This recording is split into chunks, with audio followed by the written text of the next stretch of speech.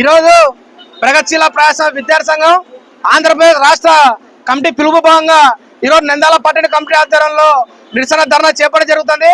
ఈరోజు పశ్చిమ బెంగాల్ రాష్ట్రం కలకత్తా మహానగరంలో ఆగస్టు 9వ తేదీన జూనియర్ డాక్టర్ అతి దారుణంగా అత్యాచారం చేసి హత్య చేసినా కూడా దాదాపు సంఘటన జరిగి వారం రోజులైనా అక్కడున్న కలకత్తా రాష్ట్రంలో ఉన్న సీఎం కావచ్చు, దేశంలో కూర్చున్న మౌడి కావచ్చు, ఇప్పటి వరకు దోషులకు ఎందుకు అరెస్ట్ చేయాలని చెప్పి మేము పీడిఎస్ విద్యార్థి సంఘంగా వీళ్ళని ప్రశ్నిస్తున్నాం.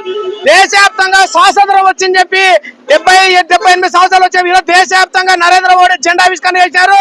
దేశవ్యాప్తంగా స్వాతంత్ర జెండావిష్కరణ చేశారు. కానీ దేశంలో మహిళలకు ఎటువంటి రక్షణ లేదని చెప్పి మేము తెలియజేస్తున్నాం. దేశవ్యాప్తంగా మహిళలు స్వేచ్ఛగా తిరిగే రోజు వచ్చిన రోజే ఈరోజు స్వాతంత్రం వచ్చిందని చెప్పి మేము తెలియజేస్తున్నాం. దేశంలో మహిళల పైన రోజు అత్యాచారాలు జరుగుతున్న దేశంలో ఉన్న నరేంద్ర మోడీ ఎందుకు స్పందించలేదు? తక్షణమే ఏదైతే దోషులు ఉన్నారో వాళ్ళని కఠినంగా శిక్షించి వాళ్ళ కుటుంబానికి ఆదుకోవాలని చెప్పి తెలియజేస్తున్నాం. ఏదైతే కోల్కతా రాష్ట్ర హైకోర్టులో వాళ్ళ తల్లిదండ్రులు కొట్లాడడం జరిగింది.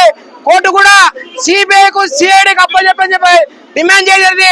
మా డిమాండ్ ఒకటే, ఆ కేసులో తక్షణమే సిబిఐకు సిఐడికి అప్పచెప్పి ఆ దోషుల్ని కఠినంగా శిక్షించి ఉరి చేయాలని చెప్పి పీడిఎస్ విద్యార్థులను డిమాండ్ చేస్తారు.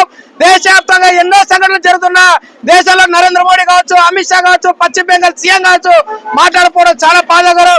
ఈ రోజు మహిళల రక్షణ లేకపోతే ఎంతవరకు ఈ సమావేశం ఇది ప్రజాస్వామ్య దేశమా, ఇది వేరే దేశమా మాకైతే అర్థం కాలేదు. రాష్ట్రంలో దేశంలో రాష్ట్రంలో రోజు ఒక సంఘటనలు మహిళలు జరుగుతున్నాయి.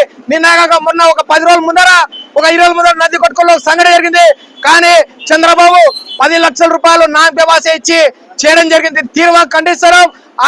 ఎవరైతే నంది కట్టుకులో జరిగిన సంఘటన దోషులు ఏర్తాడో వాళ్ళను కఠిన శిక్షించాలా.